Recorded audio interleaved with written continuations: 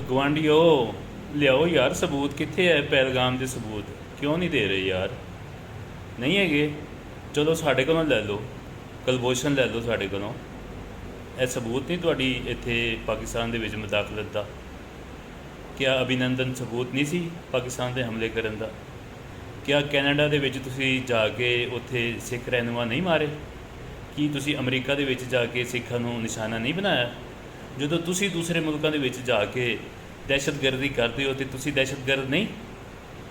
ਅਗਰ ਕਿਸੇ ਨੇ ਤੁਹਾਡੇ ਮੁਲਕ ਦੇ ਵਿੱਚ ਹਮਲਾ ਕੀਤਾ ਹੈ ਤਾਂ ਉਹਦੇ ਸਬੂਤ ਦਿਓ, ਅਗਰ ਪਾਕਿਸਤਾਨ ਨੇ ਕੀਤਾ ਤੇ।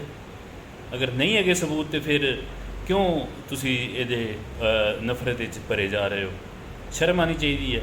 ਜਿਹੜੇ ਸਬੂਤ ਸਾਡੇ ਕੋਲ ਨੇ, ਅਸੀਂ ਤਾਂ ਉਹਦੀ ਬੁਨਿਆਦ 'ਤੇ ਤੁਹਾਡੇ 'ਤੇ ਹਮਲਾ ਨਹੀਂ ਕੀਤਾ। ਤੁਸੀਂ ਪੂਰੀ ਦੁਨੀਆ ਦੇ ਵਿੱਚ ਦਹਿਸ਼ਤਗਰਦੀ ਕਰਦੇ ਹੋ, ਕਿਸੇ ਨੇ ਤੁਹਾਡੇ 'ਤੇ ਆ ਕੇ ਹਮਲਾ ਤਾਂ ਨਹੀਂ ਕੀਤਾ। ਸਫਾਰਤੀ ਜੰਗ ਲੜੀ ਜਦੋਂ ਹਮੇਸ਼ਾ ਲੜੀ ਅਸੀਂ।